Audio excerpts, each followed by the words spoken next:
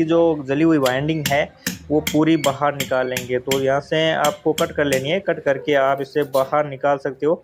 बाहर निकालने के बाद जो स्लॉट है उसको आपको पूरा अच्छी तरीके से क्लीन करना है, ठीक तरीके से जला हुआ है।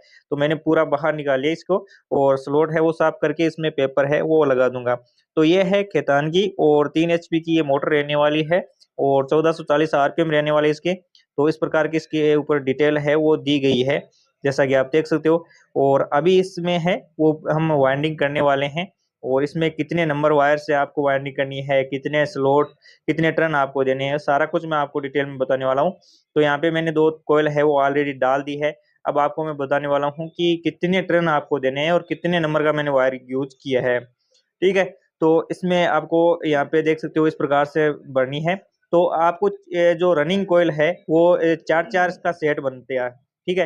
तो पहला जो छोटे वाला सेट है उसमें 30 टन है, बड़े वाले में 40 है, और उससे बड़े वाले में 50 है, और सबसे बड़े वाले में 25 टन है।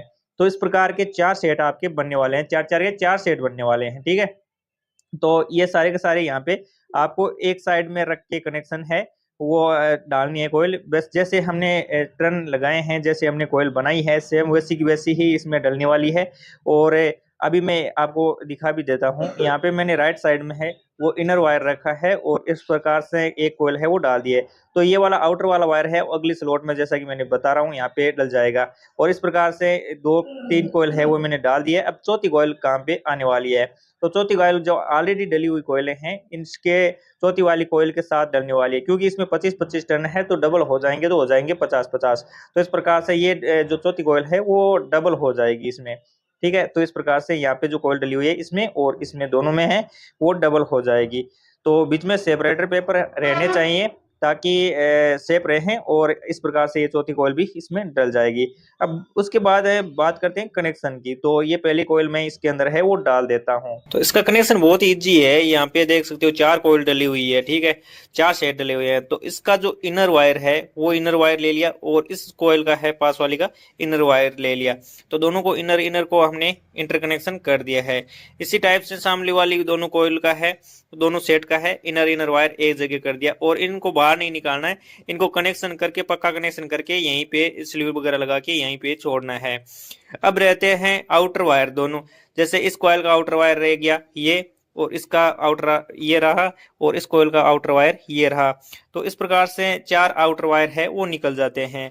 तो हमें करना क्या है, जैसे यहाँ पे ये आउटर वायर है सामने सामने के है, आपस में कनेक्शन करके एक वायर ये बाहर निकल जाएगा, और इसी प्रकार से ये सामने सामने का है, दोनों वायर आपस में कनेक्ट होके एक वायर बाहर निकल जाएगा। तो ये हमारे जो है रनिंग के है 2 वायर निकल जाएंगे कुछ इस प्रकार से। एक वायर ये निकल गया और एक वायर ये निकल गया। तो इस प्रकार से ये दोनों कनेक्ट होके बाहर निकल जाएंगे जो रनिंग कोयल के हैं। बाकी सारे के सारे जो ये 2 वायर है, 2 जॉइंट है, ये आपस में कनेक्ट होके यहाँ पे रह जाएंगे। तो वैसे अभी स्टार्टिंग कोयल है वो हमने बना ली है। तो पहले में 30, दूसरे में 40 और तीसरी में 50, इस प्रकार से आपको टर्न देने हैं, और 22 नंबर वायर है वो आपको यूज करना है। तो ये हमारा डाटा रहने वाला है, और इस प्रकार से ये कोयल डलेगी, ये 1 से 3 में डलेगी।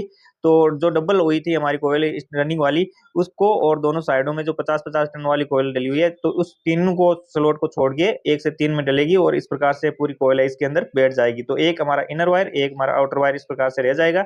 और जो स्टार्टिंग का कनेक्शन है सेम अपना जो मदानी में होता है 1 से 3 का कनेक्शन, उस प्रकार से सीरीज कनेक्शन इसमें होने वाला है। तो इस प्रकार से आपको कर लेना है। और रनिंग का मैंने कनेक्शन आपको बता दिया है। इस प्रकार से 2 वायर निकल चुके हैं अपने रनिंग के, और इस प्रकार से स्टार्टिंग का 2 वायर निकल जाएंगे। तो फाइनली बीच में सेपरेटर पेपर है वो लगा के आपको इस प्रकार से इसकी सिलाई कर देनी है। उसके बाद आपको इसमें जो वार्निश वगैरह है वो इसमें वार्निश से भिगो देना है, उसके बाद सुखा देना है, उसके बाद इसको पैकिंग कर देना है। इसके बाद हमारे जो कनेक्शन है वो मैं आपको बताने वाला हूँ। तो फटाफट हम पैकिंग कर लेते हैं इसको वापस, और मोटर को वापस सेट कर देते हैं, और फिर इसके कनेक्शन की बात करते हैं। मोटर की फाइनल फिटिंग है वो हो चुकी है, और इसके कनेक्शन है जैसा कि मैं आपको बता देता हूँ। इसमें जो ये स्लीव लगे हुए वायर हैं ये दोनों रनिंग के हैं, और जो रेड कलर के 2 वायर हैं ये स्टार्टिंग के हैं, और जो ब्लैक वाले वायर अंदर से आए हुए हैं ये दोनों क्लच प्लेट के हैं। तो इस प्रकार से इसके कनेक्शन है। अब जो स्टार्टिंग का वायर है, एक वायर इसको ले लिया मैंने और एक वायर है वो मैंने रनिंग का ले लिया। इन दोनों को कॉमन करके मैंने एक अर्थ या पेस है वो मैंने निकाल दिया है। अब रहा दूसरा, ये स्टार्टिंग का है, एक क्लच प्लेट के वायर के साथ जोड़ देना है और दूसरा जो क्लच प्लेट का वायर है वो अपने एक कैपेसिटर के जो स्टार्टिंग कैपेसिटर होता है उसके साथ जोड़ देना है और दूसरा वायर है वो जो रनिंग वाली दूसरा वायर बच जाता है उसके साथ कनेक्ट कर देना है। और इसमें से दोनों रनिंग में से एक एक वायर है वो आपको लोड के लिए ले लेना है, 220 वोल्ट के लिए ले लेना है। यहाँ पे मैंने ले लिया, एक यहाँ पे ले लिया।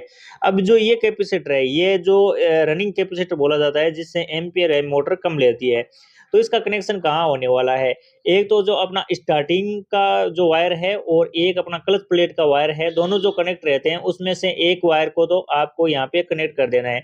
तो दूसरा वायर बच जाता है वो आपको कहाँ पे कनेक्ट करना है, वो आपको जैसे कि जो ये वायर रहता है अपना स्टार्टिंग का और एक जो कैपेसिटर का रहता है इसके साथ यहाँ पे कनेक्ट कर देना है। ठीक है, तो इस प्रकार से अपना जो कनेक्शन है वो रहता है। और अभी इसका जो वायर है वो लगा कि मैं आपको एक बार तो जैसे रनिंग का कैपेसिटर है वो बिना लगाए टेस्ट करके एम्पियर टेस्ट करके दिखाता हूँ और दूसरी बार है वो इस कैपेसिटर को लगा के फिर आपको इसका एम्पियर है वो टेस्ट करवाता हूँ, क्योंकि इस रनिंग का कैपेसिटर लगाने का एक ही मकसद है अपना जो मोटर है वो अपने एम्पियर कम ले।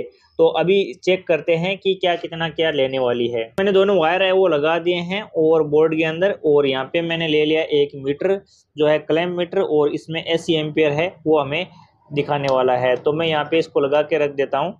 जैसा कि यहाँ पे देख सकते हो 0 एम्पियर है, तो मैं यहाँ पे ऑन कर रहा हूँ। ये देख सकते हो अपनी मोटर है वो चल चुकी है और एम्पियर है वो 13-14 एम्पियर है वो यहाँ पे ले रहा है, ये देख सकते हो। ठीक है, तो अभी मैं कर दे रहा हूँ इसको बंद, या फिर मैं चालू में ही रनिंग का जो कैपेसिटर है वो लगाता हूँ। ठीक है, देखते रहना आप।